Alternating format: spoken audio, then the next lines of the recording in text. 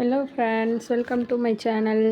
இன்றைக்கி நம்ம சேனலில் வந்துட்டு கேரட் கீரும் கேரட் குல்ஃபியும் எப்படி செய்கிறதுன்னு பார்க்கலாம் வாங்க. ஒரே ரெசிப்பியில் 2 டிஷ் பண்ண போகிறோம். பாருங்கள், கேரட் கீரு, கேரட் குல்ஃபி. இப்போ அது செய்கிறதுக்கு வந்து தேவையான பொருள்லாம் என்னென்னு பார்த்துடலாம் வாங்க. இந்த கேரட் கீரை வந்துட்டு நம்ம வந்து சூடாகவும் சாப்பிட்லாம், ஃப்ரிட்ஜில் வச்சு சில்லுன்னு சாப்பிட்லாம், குல்ஃபியாகவும் சாப்பிட்லாம். வாங்க எப்படி செய்யலான்னு பார்க்கலாம். இப்போ பார்த்தீங்கன்னா அதுக்கு தேவையான பொருள் வந்துட்டு 1/2 லிட்ரு பால், 1/4 கிலோ கேரட்டு, 1/4 கிலோ கேரட்டு, முந்திரி, பாதாம், 1 கப்பு சர்க்கரை, ஏலக்காய் இதெல்லாம் வேணுங்க. இப்போ சர்க்கரைலாம் வந்து நம்ம இனிப்புக்கு எவ்வளோ தேவையோ அந்த அளவுக்கு போட்டுக்கலாம்.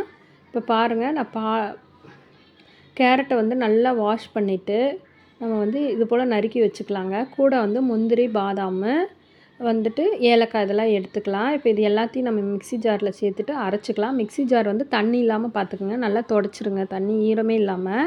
இப்போ ட்ரையாக தான் அரைக்கணும். இப்போ அது கூட வந்து முந்திரி பருப்பு, பாதாம், முந்திரி பாதாம்லாம் உங்களுக்கு தேவையான அளவு சேர்த்துக்குங்க. கூட பிஸ்தா வேணாலும் சேர்த்துக்கலாம். இப்போ நான் வந்து முந்திரி பாதாம் மட்டும் சேர்த்துக்கிறேன். முந்திரி போடுறதுனால வந்து அந்த திக்னஸ் கொடுக்கும் கீரு. வேறு எதுவும் நீங்கள் சேர்க்க வேணாம். ஏலக்காய் இதெல்லாம் வச்சு அரைச்சி எடுத்துக்கலாங்க. இப்போ அதே சமயத்தில் வந்து பாலை நம்ம காய்ச்சி எடுத்துக்கலாம். இப்போ பாலை வந்து நான் காய்ச்சுறேங்க. இது வந்து க்ரீம் இல்லாத மில்க், அதனால் வந்துட்டு நான் 1 டம்ளர் தண்ணி மட்டும் கூட சேர்த்துக்கிறேன் 1/2 லிட்ரு பாலுக்கு. நீங்கள் இதே ஃபுல் க்ரீம் மில்க் வாங்கினீங்கன்னா கூட வந்துட்டு ஒரு 3 டம்ளர் தண்ணி சேர்த்துக்குங்க, சின்ன டம்ளரில். ஆக்சுவலாக வந்து 3 டம்ளர்னால் 300 ml தண்ணி சேர்த்துக்குங்க. சேர்த்துட்டு இங்கே பாருங்கள், நம்ம கேரட்டை வந்து இது போல் அரைச்சி எடுத்துருக்கேன். கேரட்டு, முந்திரி, ஏலக்காய், பாதாம் எல்லாத்தையும் அரைச்சி எடுத்தாச்சு. இப்போ இதை வந்துட்டு நம்ம ஒரு கடாயில் நெய் விட்டுட்டு நெய்யில் வதக்கி எடுத்துக்கலாங்க ஃபுல்லாக. இப்போ நெய் வந்து ஒரு 2-3 டேபிள் ஸ்பூன் ஊற்றிக்கோங்க. இந்த நெய்யில் வந்துட்டு இதை நல்லா வதக்கி எடுத்துக்கலாம்.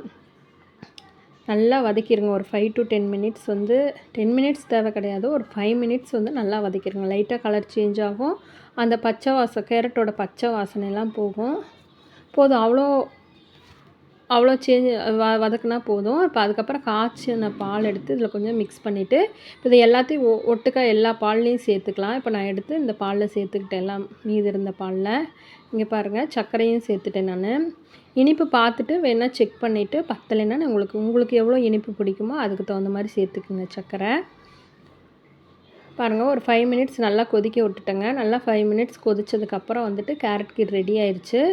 இதை வந்து சூடாக சாப்பிட்டாலும் நல்லாயிருக்கும். இதே வந்துட்டு நம்ம ஃப்ரிட்ஜில் வச்சு பசங்களுக்கு ஸ்கூல்லேருந்து வரும்போது சில்லுன்னு கொடுத்தாலும் ரொம்ப நல்லாயிருக்குங்க. பசங்க வந்து சூப்பராக லைக் பண்ணி குடிப்பாங்க, ஹெல்த்தியானதும் கூட.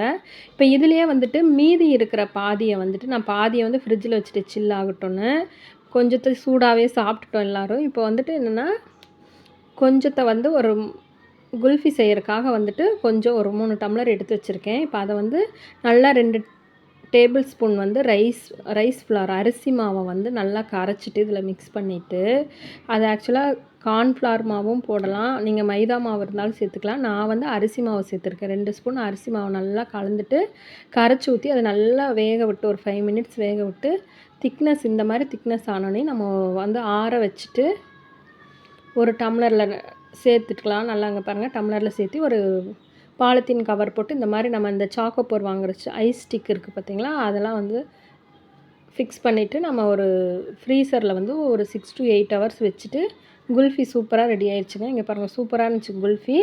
இந்த வீடியோ உங்களுக்கு பிடிச்சிருந்துச்சுன்னா மறக்காமல் செல்வாஸ் கிச்சனை சப்ஸ்கிரைப் பண்ணுங்கள், லைக் பண்ணுங்கள், ஷேர் பண்ணுங்கள், கமெண்ட் பண்ணுங்கள். Thank you friends, thank you.